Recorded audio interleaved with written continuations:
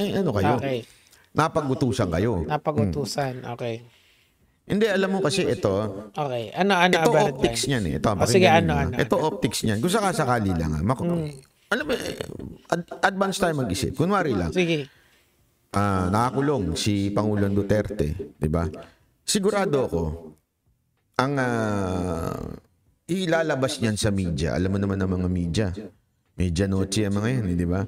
Okay, so ano natin na i-cut na natin siya. Pero ang sinasabi niya kasi dito, may nag-uutos daw sa mga congressman na maging positive yung position nila sa ICC. Una sa lahat, yung opinion na naman ng tao, hindi yan pwedeng kontrolin. Whether or not sila ay napag-utusan or hindi, kung ano yung opinion nila yun. Wala kang say doon. Constitutional rights nila yun. Of course, hindi mo alam yan. Siyempre, DDS kaya. I'm not expecting anything from you.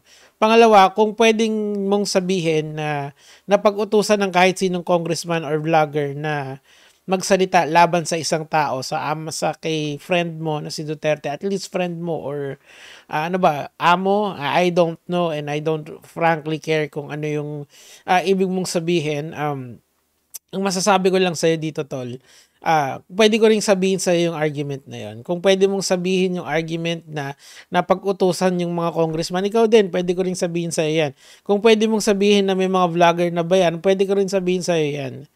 Diba? Kasi sinasabi mo rin yung argument na yan without any proof eh. Now, mga kamatis, mga kaibigan, the second part nitong ating debunk sa kanya ay yung first part ng kanyang sinasabi. Ito, sige, pakinggan na uli natin siya. Yung borderless crimes at minsan may pagkakataon. Anong borderless crimes? Okay. Ito, alam mo, pwede mo namang i-google yun, Banat Bay eh. Kaso, ewan ko, mahirap yata sa yung i-google yun eh. Pero sige lang.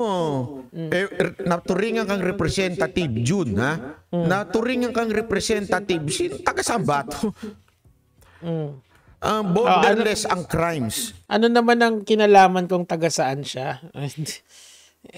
Ang knowledge naman, borderless din yan eh. Gets mo? Regardless kung nasaan ka, yung knowledge or yung intelligence has no bounds at all. Okay, tuloy natin. Una-una, yung sinasabi mong borderless ang crimes, hindi ho applicable ito kay Pangulong Duterte. Actually, mali ka doon. Napaka-applicable nga kay Duterte yung pagiging yung borderless nung crime, mga crime na allegedly ginawa niya. Okay, kasi human rights violation yung binibintang kay Pangulong Duterte, and these are crimes that is surpassing yung normal laws natin, 'di ba? Kasi meron mga crimes against humanity na tinatawag na even even the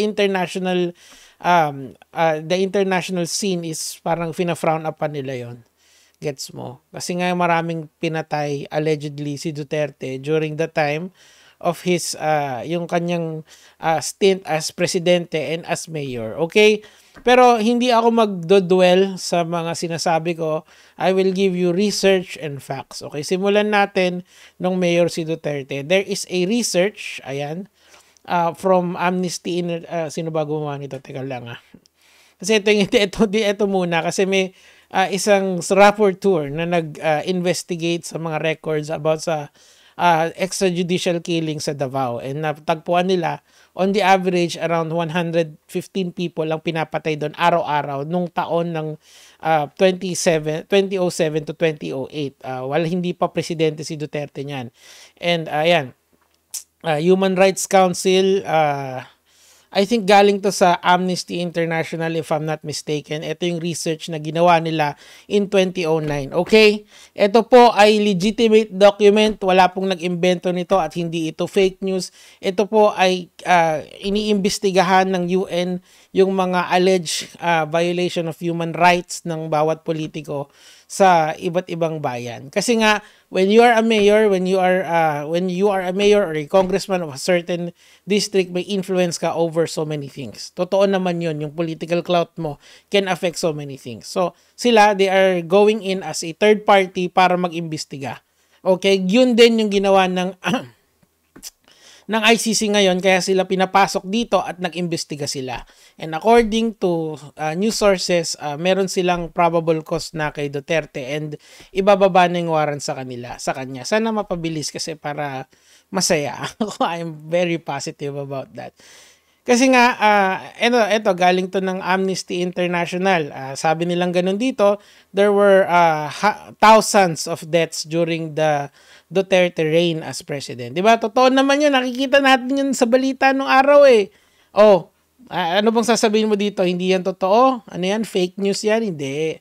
Hindi yan fake news. Mismo yung si Duterte sinasabi na, my God, I hate drugs and I will kill you. Marami siyang ganun na sinabi during his time. So these are not joke anymore. So kaya sinasabing borderless crimes because these are crimes against humanity that your amo or your kuya or your tatay has to pay. He has to pay, okay? Hindi pwedeng with impunity. Hindi pwede 'yon. Siguro sa paghimod mo sa kanya pwede, pero pagdating sa buhay, galang mo naman. Ito kasi hindi kasi nangyayari sa inyo.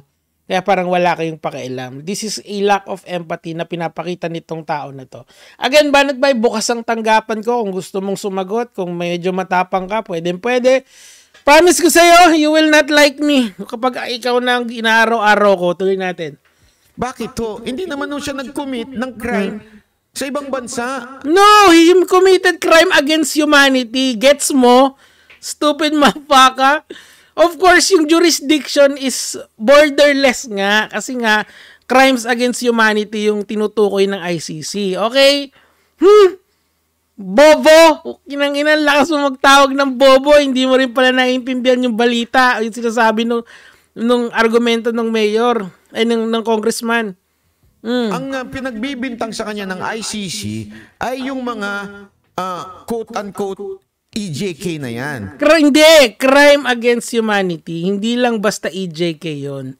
Okay? And merong 4 na statue ang ICC para makapasok sila dito. And mamaya, may papakilala ako sa'yo na dating ICC judge. Baka kilala mo lang naman. Anyway, tuloy natin. So it has nothing to do doon sa borderless crime. Ano pinagsasabi mo borderless? Yun nga yung idea doon. Since dati tayong member ng ICC, umalis lang kasi tayo sa ICC because iniimbestigahan nga si Duterte noon pa. Kaya nga pinakita ko sa inyo tong study na to na dating-dati pang iniimbestigahan niyang si Duterte. Tayong mga Pilipino, nagpabudol tayo, inupo natin yung hukluban na yan, natuta pala ng China, end of the day. Anong nangyari? Ayan, So, ngayon, we're just making corrections, okay? Duterte is a mistake na ginawa nitong bansa natin and we have the opportunity to correct our mistakes. We are correcting the China mistake. We are also correcting the crimes against humanity na kinumit nitong walang yang to. Kung talagang mahal na mahal mo, edi sumama ka pag hinuli. Marami ka naman pera eh. Magbakasyon ka muna sa Switzerland. Alam ko sa Switzerland to dadalhin yan eh. Hindi ko lang sure kung ano yung detalye. Pero tuloy natin. Crime. Turingan kang ano. Saan ba napunta yung utak mo, sir? Meron siyang utak. Ikaw ang walang utak actually. Kasi hindi mo naintindihan yung sinasabi niya. Ito kasi yung problema dito sa mga vloggers na to eh. Hindi mo na sila nagbabasa or at least hindi nila ine-expand yung kanilang vocabulary sa mga ganitong bagay. Borderless crimes nga yun. Kasi nga it's crimes against humanity, brother. Gets mo ba?